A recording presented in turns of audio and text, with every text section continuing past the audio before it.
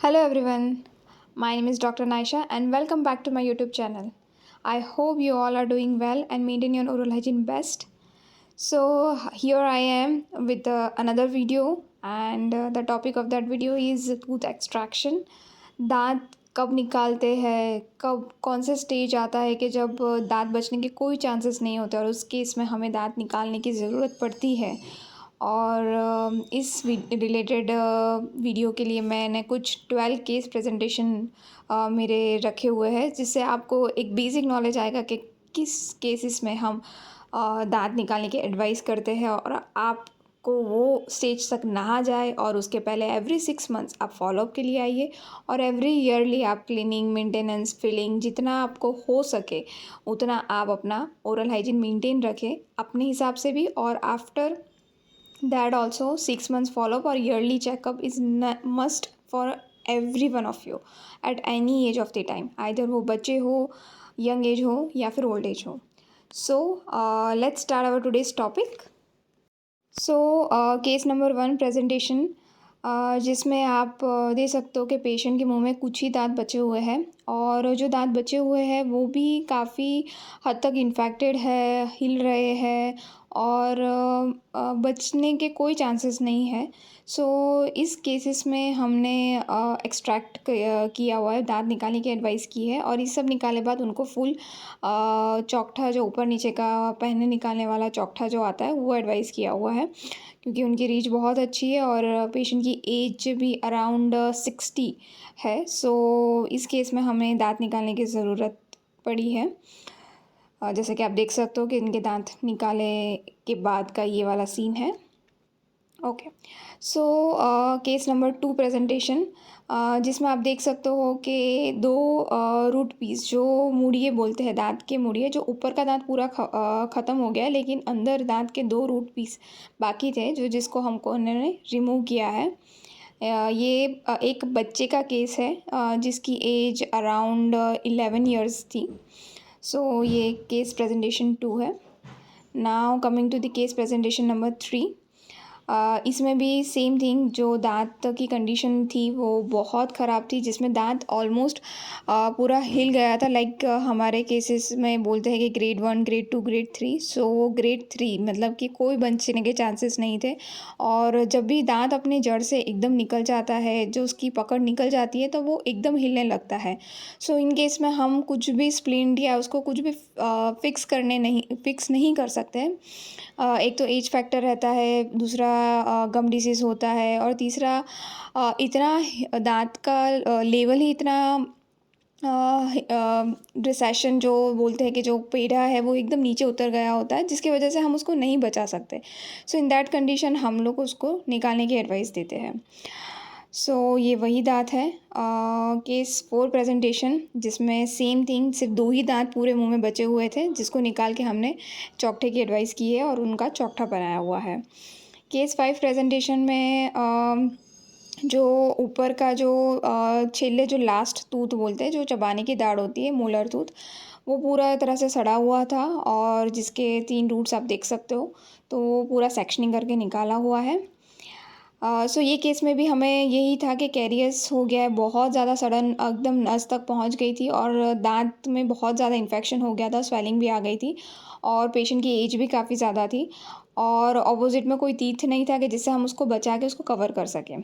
सो ये केस में हमने उनको रिमूवल की एडवाइस दी है। केस 6 प्रेजेंटेशन में जैसे हम पिक्चर में देख सकते हैं कि पेशेंट के मुंह में 3 मुड़िए दिख रहे हैं आपको ऊपर के साइड, राइट साइड पर। ये 3 मुड़िए हमने निकालने की एडवाइस की है। जैसा कि आप देख सकते हो कि 3 रूट पीसेस अच्छे से निकल गए हैं। सो ये केस 6 प्रेजेंटेशन था। अब केस 7 प्रेजेंटेशन देखते हैं, जिसमें आप रेडियोग्राफ में देख सकते हो कि ये एक बच्चे का रेडियोग्राफ है जो करीबन उसकी एज 12 ईयर्स है। सो ये एज में जो द्वितीय दांत का जो नीचे का दांत है, जिसको मोलर टूथ बोलते हैं, वो पूरी तरह से सड़ा हुआ है और जो परमानेंट टूथ जो आ रहा है परमानेंट टूथ आ रहा है उसमें उसको मतलब दिक्कत आ रही है क्योंकि वो स्पेस नहीं मिल रही है, और इसकी वजह से हमें ये वाला जो दूधिए दांत का जो नीचे का दाढ़ है उसको हमें निकालना है, जो ये देख सकते हो कि ये 3 पीसेस में निकला हुआ है। सो जिसकी वजह से क्लियरेंस मिल गया है परमानेंट टूथ को इरप्ट होने के लिए। ठीक है, सो ये था case presentation number 7। Now we will go to the case presentation number 8, जिसमें ये दापन की दाढ़ है, विजडम टूथ है नीचे की, जिसमें 2 रूट पीसेस आपको क्लियरली मेंशन्ड है, वो पूरी तरह से सड़े हुए हैं और थे, और जिसमें दांत भी पूरी टेढ़ी थी। जैसे आपको आइडिया है कि मतलब लाइक बेसिक मैंने उसके पहले भी आपको एक वीडियो में दिखाया था कि जिसमें अक्कल की दाढ़ जो क्रॉस में आती है, जिसकी वजह से ऊपर एक स्किन आ जाती है, जिसको हमने कट किया था last time. So in that condition वो केस में हमें ऑलरेडी विजडम टूथ अगर आपको इरप्टिंग फेज में है, उसको इनफ स्पेस नहीं है और प्लस वो सड़ा हुआ है, तो better to remove it off. So this is case presentation number 8. Now we will go with the case presentation number 9, जिसमें ये अगेन नीचे का जो दाढ़ होती है, मोलर टूथ होता है, उसका एक रूट पीसेस है जिसमें सिर्फ मूड़िए रह गए थे 2। सो ये वो निकला हुआ है। सो इस केस में हमें निकालने की ज़रूरत पड़ रही है बिकॉज क्राउन जो ऊपर का पोर्शन जो दांत में हमें जो मुंह में ऊपर का जो पोर्शन है वो है ही नहीं। सो दैट हम जो भी उसके मुड़िए है उसको निकाल देते ताकि वो जो गैप है वो फिल हो सके, वो जो नॉर्मल जैसा पेड़ है वैसा आ सके, उसके बाद हम उसको दांत को रिप्लेस कर सके आइदर विद इम्प्लांट और ब्रीच और कोई कैप या कोई भी आपका denture removable partial denture RPD जो होता है पहले निकालने वाला। सो बहुत सारे ऑप्शंस है उसको रिप्लेस करने के लिए, सो दैट जब भी कोई भी मुड़िया है या फिर कोई भी अगर आपको है कि आपको दिक्कत नहीं भी कर रहा है, तो उस केस में भी वो मुड़िए को निकालना बहुत ज़रूरी है बिकॉज वो स्पेस ओपन रहती है, जिसकी वजह से फ्यूचर में इन्फेक्शन होने के चांसेस होते हैं और जिसकी वजह से स्वेलिंग होती है, ब्लीडिंग होता है, बैड स्मेल आती है और बहुत सारे और भी कॉम्प्लिकेशंस होते हैं। So keep in mind that कि अगर दांत टूट गया है, निकल गया है ऊपर का पोर्शन, अगर सिर्फ मुड़िया रह गया है तो उसको भी निकालना ज़रूरी है अगर वो दर्द नहीं कर रहा है फिर भी। Okay, so now we will move to the case presentation number 10, जिसमें ये वाला जो दांत है उसमें री-आरसीटी ऑलरेडी ट्रीटेड थी, इसमें कवर भी था, बट राइट नाउ वो पेशेंट में मोबिलिटी भी थी और दांत भी पूरा इन्फेक्शन वाला था, स्वेलिंग थी जिसकी वजह से पस डिस्चार्ज हो रहा था और ऑपोजिंग कोई टीथ भी नहीं था। सो दैट हमने ये वाला टूथ एक्सट्रैक्ट किया हुआ है, इसका फ्रंट और बैक 2 साइड दिखाया हुआ है इसमें। Now we will move to the case presentation number 11। ये ऊपर की अक्कल की दाढ़ है, विजडम टूथ है, जिसका आपका रूट देख सकते हो एकदम कर्व्ड है और इसकी ये अपर लेफ्ट साइड का था और इसकी विजिबिलिटी बिल्कुल भी नहीं थी बिकॉज आप देख सकते हो कि ऊपर का दांत पूरा तरीके से सड़ा हुआ था और ग्रिप भी नहीं आ रही थी ताकि क्योंकि वो टूट रहा था दांत पूरा। But after 10 to 15 minutes and after so much of patience ये वाला दांत अच्छे से निकल गया है and patient is also very satisfied and with in 10 days में उसका कम्प्लीटली हीलिंग भी स्टार्ट हो गया था। So this is what I happen in upper wisdom tooth case. Okay, so case number 12, today's last case of this YouTube presentation, जो again wisdom tooth है, जो नीचे का है, जो 2 पीसेस में निकला हुआ था and it's also very complicated one because patient is also not that much of corporate because wisdom tooth जब भी निकालते हैं तब 2 चीज़ बहुत ज़रूरी है, एक पेशेंस डॉक्टर का and cooperate level of patient.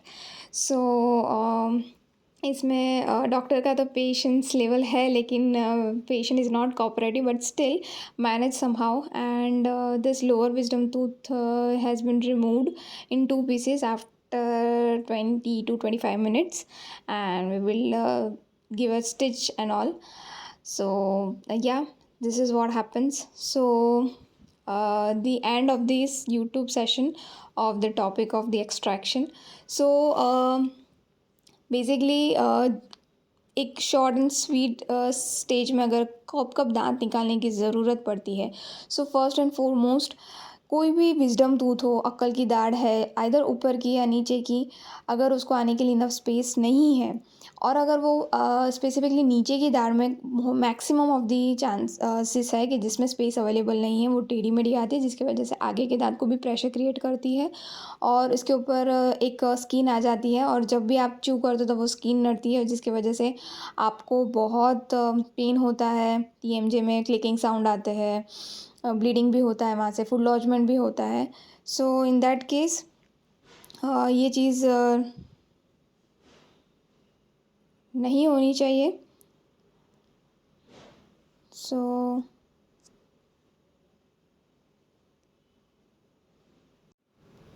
हाँ, सो जब भी wisdom tooth extract wisdom tooth की अगर हम बात करते हैं कि अगर कोई भी हो, अकल की दाढ़ ऊपर का हो, नीचे का हो, सो इन दैट कंडीशन हमको अगर वो पेन कर रहा है, उसकी वजह से फूड लॉजमेंट हो रहा है, उसकी वजह से आगे के दांत में दिक्कत आ रही है, तो best way to remove it, wisdom tooth हमेशा एक्स्ट्रा टूथ है, उसको रिप्लेस की कोई ज़रूरत नहीं होती है। So in this case first case जो विजडम टूथ है, जो अकल की दाढ़ है ऊपर की या नीचे की, वो हमको रिमूव करवानी रहती है। It's a very simple one. Second stage है कि वो मोबिलिटी, जो मैं बोल रही हूँ कि दांत हिल रहा है। अब कौन से स्टेज का हिल रहा है इज़ डिपेंडिंग अपॉन दैट। अगर ग्रेड 1 स्लाइड हिल रहा है, अगर एक्सीडेंट के बाद, अगर इसका पहले का प्रीवियस वीडियो अगर आपने देखा हो तो जिसमें स्लाइड मोबिलिटी होती है, तो we can save it with RCT या फिर स्प्लिंट करके हम सेव कर सकते हैं। लेकिन अगर ग्रेड 2 to 3 मोबिलिटी है और ओल्ड एज पेशेंट है, सो इन दैट कंडीशन हमको रिमूव कराना पड़ता है उसमें।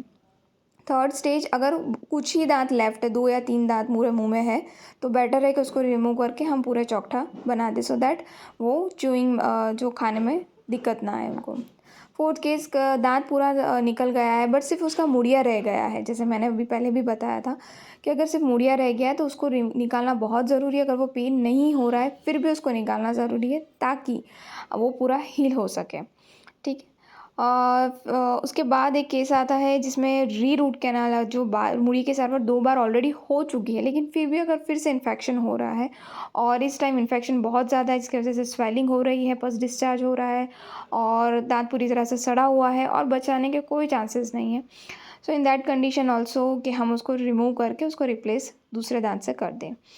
सो और बच्चों की अगर बात करते हैं तो पर्टिकुलर जो दूधिए दांत है वो अगर टाइम से नहीं निकल रहे हैं और वो सड़े हुए हैं और नीचे परमानेंट दांत आ रहे हैं और उनको दिक्कत कर रहे हैं, सो बेटर है कि उसको एक्सरे करके देख लें कि कौन से स्टेज में है और उसको ये कर सकते हैं, नहीं कर सकते, क्या एज है पेशेंट की, और उस अकॉर्डिंग हम उसको निकालने की भी एडवाइस देते हैं। सो ये सारे स्टेजेस है जब हम दांत निकालने की एडवाइस देते हैं और निकालते हैं। सो गाइज़, मेरा यही है कि आप ये वाले स्टेज तक आए उसके पहले आप एवरी 6 मंथ्स टू 1 ईयर के बीच में आप एवरी टाइम आए डेंटिस्ट के पास विज़िट करिए और ये स्टेज आने ही नहीं दीजिए ताकि आपको एक्सट्रैक्शन का फेस ना करना पड़े और आपको एक अच्छी और हेल्दी स्माइल मिल सके ताकि एक्सट्रैक्शन से आप दूर रहो। Okay, so here we end our today's topic. I hope you all like this, and if you just see your entire video, just hit the like button and share as well. Thank you. Bye bye.